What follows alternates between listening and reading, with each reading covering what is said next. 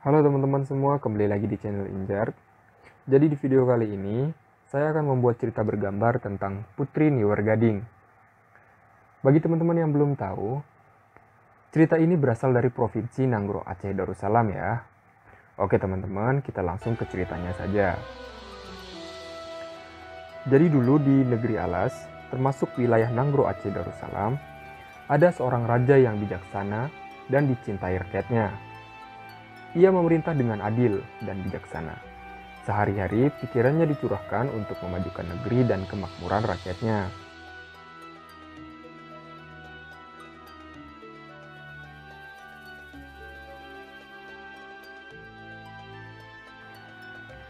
Namun sayang, sang raja tidak mempunyai putra. Mereka sedih. Atas nasihat orang pintar, raja dan permaisuri kemudian tekun berdoa sambil berpuasa. Beberapa bulan kemudian, permaisuri pun akhirnya mengandung. Setelah sampai waktunya, permaisuri akhirnya melahirkan anak laki-laki pertama mereka yang diberi nama Amat Mude.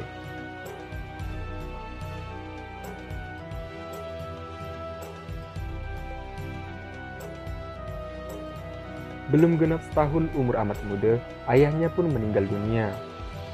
Karena Amat Mude masih bayi, maka adik sang raja atau paman, Pak Cik Amat Mude, diangkat menjadi raja sementara. Pak Cik itu bernama Raja Muda.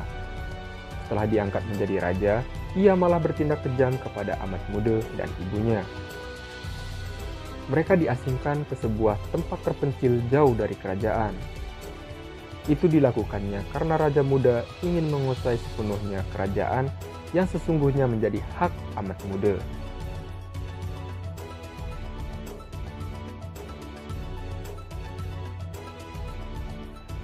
Walau dibuang jauh dari istana, permaisuri tidak mengeluh.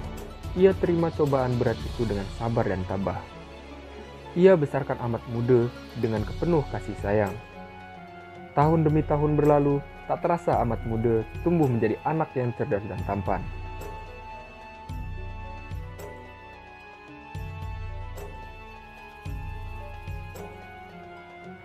Amat Mude suka memancing ikan di sungai. Tidak hanya untuk dijadikan lauk sehari-hari, namun jika mendapatkan tangkapan yang lebih, akan dijual ke desa seberang.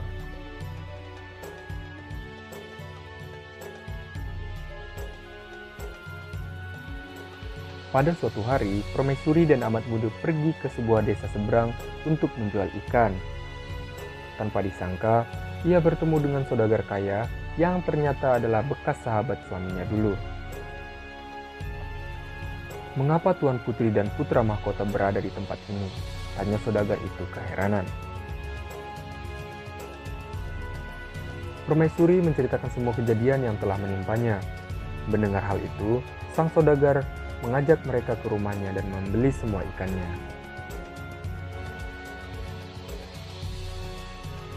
Setibanya di rumah, saudagar itu menyuruh istrinya segera memasak ikan tersebut.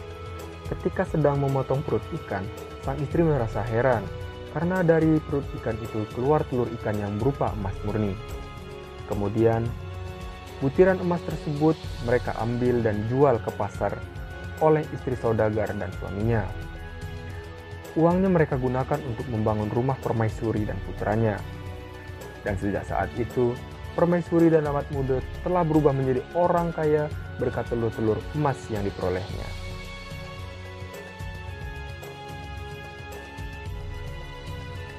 Cerita tentang kekayaan permaisuri dan putranya sampai ke telinga Raja Muda. Pada suatu hari, Raja Muda memanggil Amat Mude ke istana. Ia memerintahkan Amat Mude memetik kelapa gading untuk mengobati penyakit istri Raja Muda di sebuah pulau yang terletak di tengah laut. Namun konon, lautan di sekitar pulau itu dihuni oleh binatang-binatang buas. Siapapun yang melewati lautan itu pasti akan celaka. Raja Muda mengancam Amat Mude. Jika tidak berhasil, ia akan dihukum mati. Tetapi Amat Mude tidak peduli dengan ancaman itu. Niat tulusnya hendak menolong istri Raja Muda, ia pun segera berangkat meninggalkan istana.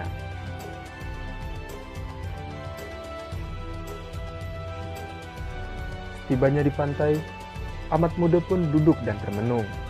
Namun tiba-tiba muncul di hadapannya seekor ikan besar bernama Silanggeng Raya, didampingi oleh Raja Buaya dan seekor naga besar.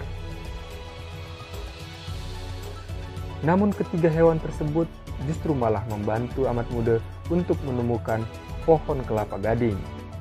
Singkat cerita, Amat Muda pun menemukan pohon kelapa gading yang dicarinya.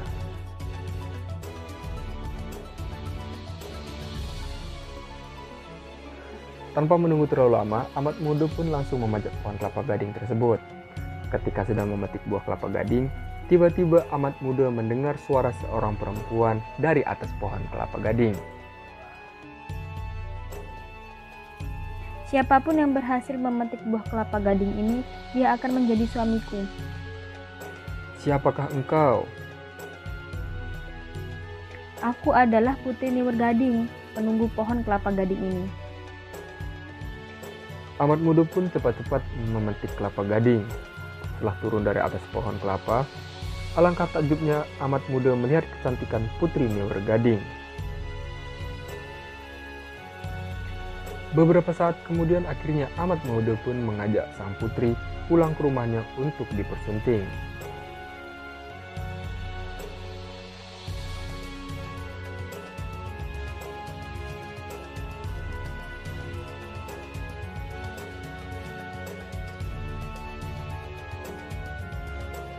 Dan setelah menikah, Amat Muda beserta istri dan ibunya berangkat ke istana untuk menyerahkan buah kelapa gading yang sudah didapatkannya.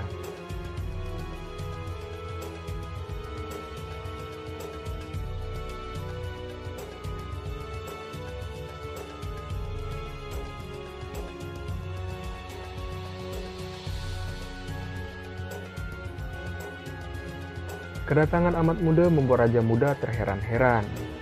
Dalam benaknya, orang yang berhasil melewati rintangan di Pulau Angker tersebut pastilah orang sakti. Ia tidak mau main-main lagi. Kini tidak ada alasan untuk menghukum mati keponakannya itu. Akhirnya Raja Muda sadar akan kesalahannya. Ia memohon maaf kepada Permaisuri dan Amat Muda. Dan akhirnya, beberapa hari kemudian Amat Muda kembali dinobatkan menjadi Raja Negeri Alas.